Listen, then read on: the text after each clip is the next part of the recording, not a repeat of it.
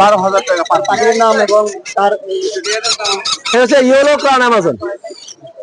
এটা হচ্ছে বিশেষত্ব হচ্ছে পাখিগুলো হুবহু মানুষের কণ্ঠ নকল করে কথা বলতে পারে। এগুলা লম্বা হয় আপনার প্রায় 15 থেকে 16 ইঞ্চি। আর এটা পার পিস দাম পড়বে 1,60,000 টাকা।